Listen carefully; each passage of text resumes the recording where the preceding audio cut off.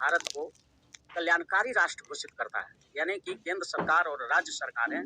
देश के नागरिकों के कल्याण के लिए कार्य करेंगे। लेकिन ज्यों ही आप किसी बेरोजगार व्यक्ति का बेरोजगारी का लाभ उठा करके और उसको संविदा पर बहाल करना शुरू कर देते हैं, कॉन्ट्रैक्ट पर करना शुरू कर देते हैं, ताकि जब चाहे तब उसको हटा दें, जब चाहे तो उसको रख लें, तो ये भारत के संविधान के विरुद्ध है। संविदा पर अपॉइंटमेंट सही नहीं है। इसलिए हम तो मांग करते हैं कि भारत सरकार को भी और राज्य सरकारों को भी देखना चाहिए कि जब भारत का संविधान संविदा का अपॉइंटमेंट का कहीं पर कोई प्रोविजन नहीं करता है, तो आप क्यों उसको संविदा पर ले रहे हैं। बिगनिंग में आप अस्थायी उनको चेक करने के लिए रख सकते हैं, लेकिन जो ही 240 दिन वो पूरा कर लेते हैं तो उनकी सेवा रेगुलर कर देना चाहिए। क्योंकि इसमें दो बात आ रही है ना, आपने जब उसका नौकरी का था तो आपने संविदा पर उनको रखा,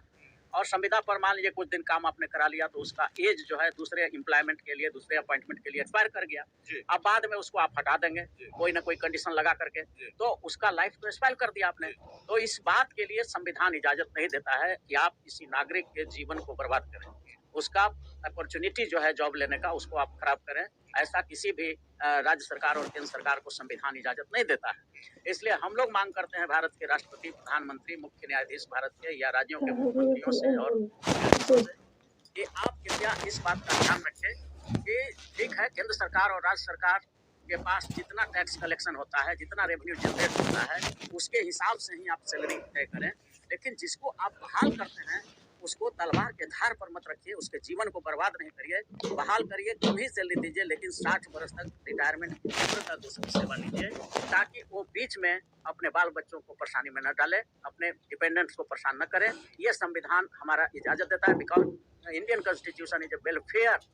working for welfare of the people of India. इसलिए हम सभी लोगों से मांग करते हैं कि कृपया करके संविदा पर नियुक्तियां बिल्कुल पूर्णतः बंद की जाए और रेगुलर बेसिस पर अपॉइंटमेंट किया जाए, ताकि हम बेरोजगारों के बेरोजगारी का मजाक उड़ाना बंद करें और एक सच्चे वेलफेयर कंट्री के रूप में, कल्याणकारी राष्ट्र के रूप में हम अपने भारत का निर्माण कर सके। इन्हीं आशा और विश्वास के साथ फिर एक बार आग्रह करते हैं कि संविदा की नियुक्ति बंद होनी चाहिए। सर, कहा जाता है कि जब भी लोग बहाल होते हैं उसपे एक दस्तखत कराया जाता है कि भाई हम उसमें कुछ शर्तें होती हैं, क्या वो शर्तें कानूनी रूप से जायज है? बिल्कुल नहीं जायज है। देखिए, वो कॉन्ट्रैक्ट एक्ट में एक प्रोविजन है कि अगर कोई ऐसा कंडीशन कॉन्ट्रैक्ट में आपने करवा लिया साइन जो किसी कानून का उल्लंघन करता है, तो ऐसा कॉन्ट्रैक्ट एब इनिशियो नल एंड वॉइड माने गलत साबित हो जाता है। वो कॉन्ट्रैक्ट होता ही नहीं,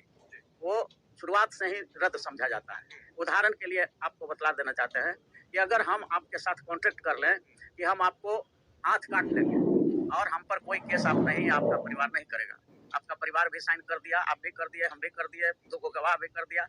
लेकिन फिर भी ये कॉन्ट्रैक्ट चूंकि किसी कानून का वायलेशन करता है, इसलिए ये कॉन्ट्रैक्ट अवैध होगा, इसका कोई मान्यता, कानूनी मान्यता नहीं है। उसी तरह से बेरोजगारों की बेरोजगारी का फायदा उठा करके आप जबरन उसमें कंडीशन और टर्म लगा देते हैं कि जब चाहें तब हटा देंगे, जब चाहेंगे तो रख लेंगे, तो उसका जब एज एक्सपायर हो जाएगा नौकरी का, तो फिर कहाँ जाएगा। तो ये अवैध कॉन्ट्रैक्ट है। इसलिए इन अवैध कॉन्ट्रैक्ट को हाई कोर्ट और ऑनरेबल सुप्रीम कोर्ट में जब चैलेंज होगा, तो ये एब इनिशियो नल एंड वॉइड इस तरह के कॉन्ट्रैक्ट डिक्लेयर होंगे। अब हम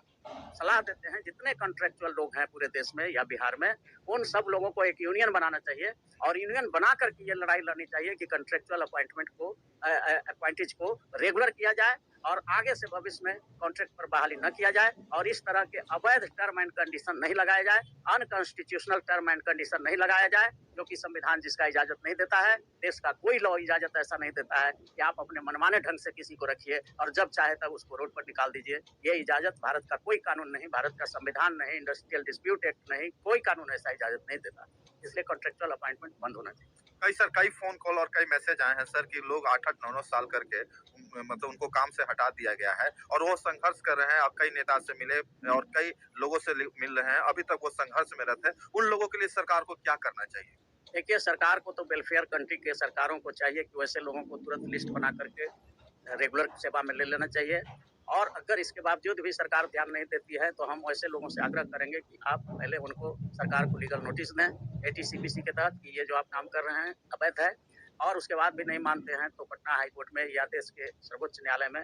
डायरेक्ट भी, जहाँ फंडामेंटल राइट का हनन होता है, डायरेक्ट हाई कोर्ट और सुप्रीम कोर्ट में आप आ सकते हैं और माननीय उच्च न्यायालय या माननीय सर्वोच्च न्यायालय इस बात पर गौर करेगा कि अगर ये कॉन्ट्रैक्ट अवैध है, असंवैधानिक है, अनकॉन्स्टिट्यूशनल है, तो उसको रद्द करेगा और आपकी बहाली रेगुलर होगी, ऐसा उम्मीद किया जा सकता है।